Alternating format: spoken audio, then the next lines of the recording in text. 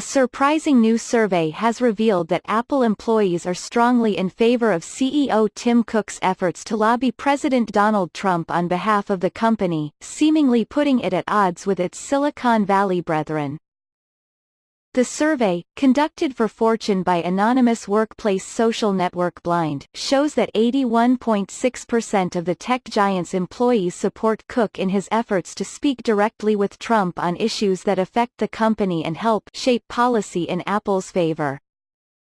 Separately, 8 out of 10 respondents said that it is fair that some of Apple's products have been exempted from U.S. tariffs on Chinese-made goods. Cook has repeatedly lobbied the Trump administration to exempt Apple's products, including the iPhone, Apple Watch and Macs, from tariffs.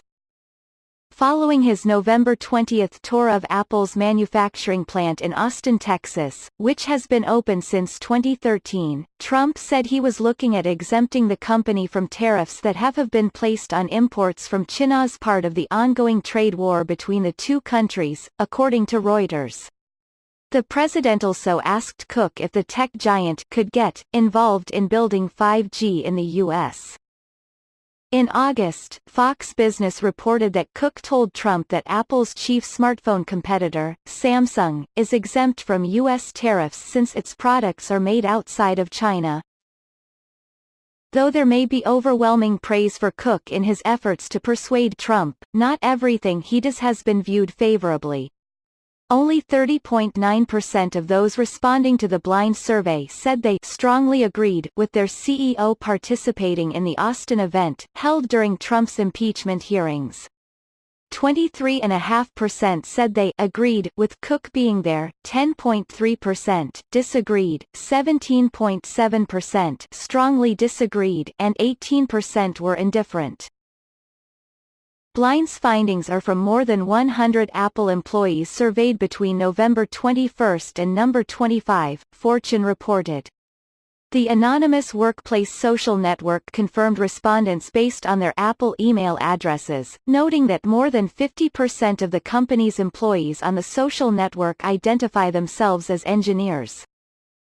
The two men have had a relationship seemingly since the start of Trump's presidency, one that has seemingly only grown over time. In March, Trump said that Cook had become a friend of mine during a meeting for the president's American Workforce Policy Advisory Board. Separately during that meeting, Trump mistakenly called Cook Tim Apple in a slip of the tongue. Cook later decided to have a bit of fun at the president's expense, changing the name of his Twitter account to Tim Apple.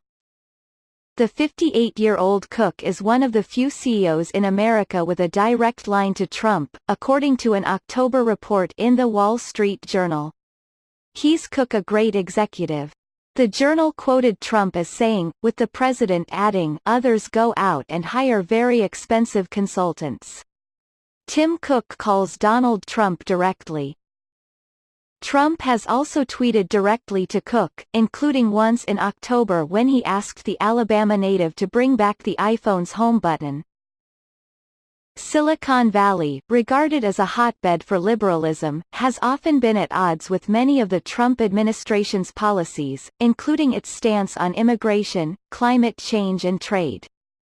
Fortune, citing political donations website OpenSecrets.org, notes that Apple's own employees have donated more money to Trump's 2020 Democratic rivals, including more than $88,000 to Senator Bernie Sanders, IVT, and more than $68,000 to Senator Elizabeth Warren, DMA, than to Trump himself, at just $5,100.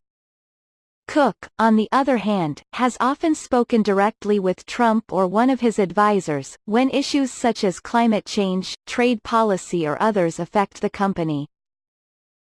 During his January 2018 State of the Union address, Trump, who has repeatedly said, "Trade wars are good and easy to win," specifically mentioned that the Cupertino, California-based company would invest $350 billion in the U.S. and hire an additional 20,000 workers.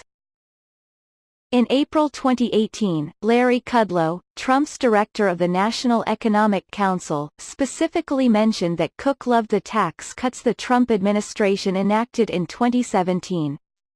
He said it's great for business, Kudlow told CNBC at the time. And Apple is going to be building plants, campuses, adding jobs, lots of business investment.